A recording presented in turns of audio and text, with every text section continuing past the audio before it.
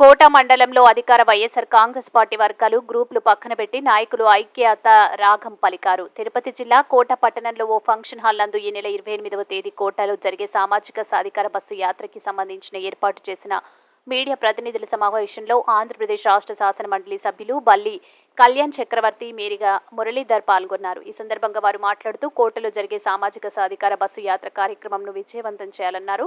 ఈ సమావేశంలో నల్లపరెడ్డి, నేదురమల్లి, కొడవలూరు, ధనంజయరెడ్డి, పేర్నాటి శ్యాంప్రసాద్ రెడ్డి వర్గీయులు హాజరవడం విశేషం. మీడియా సమావేశంలో నల్లపరెడ్డి వినోద్ కుమార్ రెడ్డి, యుద్దల మధుసూదన్ రెడ్డి, కోట ఎంపీపీ అంజమ్మ, జెడ్పీటీసీ కోటయ్య, ఉప్పల ప్రసాద్ గౌడ్, సన్నారెడ్డి, చెంచు రాఘవరెడ్డి, దేవారెడ్డి, నాగూర్ రెడ్డి, మల్లు విజయ్ కుమార్ రెడ్డి, కోట, వాకాడు, చిట్టమూరు, గూడూరు, చిల్లకూరు మండలాల వైఎస్ఆర్సీపీ నాయకులు తదితరులు పాల్గొన్నారు. అందరికీ నమస్కారం.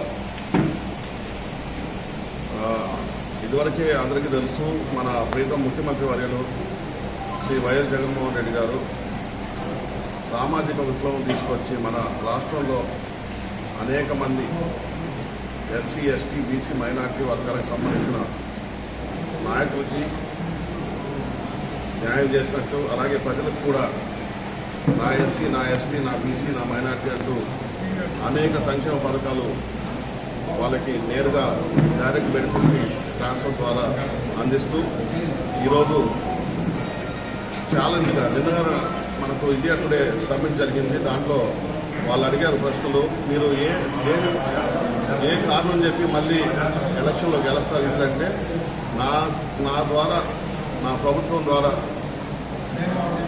ఎవరైతే లబ్ధి పొందారో వాళ్ళని నేను మరోసారి అభ్యర్థిస్తున్నాను. మీకు నా ద్వారా న్యాయం జరుగుంటే మీరు నన్ను ఆదరించిందని చెప్పేసి అంత ఛాలెంజింగ్గా చెప్పడం జరిగింది.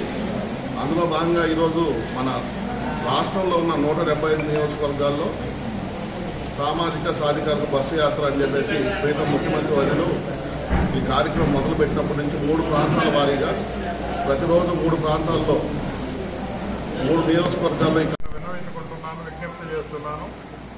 ఈ యాత్రను మరి ఏ రకంగా, ఏ ఉద్దేశంతో అయితే జగన్మోహన్ రెడ్డి గారు మరి యాత్ర దిగ్విజయం చేయాలని ఆకాంక్షించారో మీరందరూ కూడా అర్థం చేసుకొని ఆ యాత్రకు వచ్చి మరి నాయకుల యొక్క సందేశాన్ని మరి మీరందరూ కూడా తెలుసుకోవాల్సిందిగా మరి ప్రార్థన చేస్తున్నాను. ముఖ్యంగా మీ అందరికీ తెలుసు, ఈరోజు సామాజిక విప్లవం ఏ రకంగా మన రాష్ట్రంలో విరజల్లుతుందో మీ అందరికీ తెలుసు. ఏ రకంగా సామాజికంగా మోర్ దాన్ 50% బడుగు బలహీన వర్గాలకి అన్ని రకాల ప్రభుత్వ బాధ్యతలు,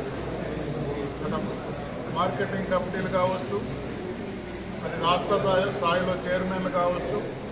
అదే రకంగా కొనియాడబడదగ్గ విషయం ఏంటంటే ఎమ్మెల్సీలో కూడా మోర్ దాన్ 50%, ఇంచుమించు 67% బడుగు బలహీన వర్గాలకి ఆయన ఎంపిక చేయడం అంటే ఆయనకి బడుగు బలహీన వర్గాల మీద ఎంత ప్రేమ ఉందో అర్థమవుతుంది. అందుకే ప్రతి యాత్ర కూడా దిగ్విజయంగా ముందుకెళ్తుంది. మరి ప్రతి సందర్భంగా పార్టీ శ్రేణులకు, కార్యకర్తలకు అందరూ కూడా నేను మనవి చేస్తున్నాను, ఊహించిన విధంగా ఈ యాత్రను మనం దిగ్విజయం చేయాలి.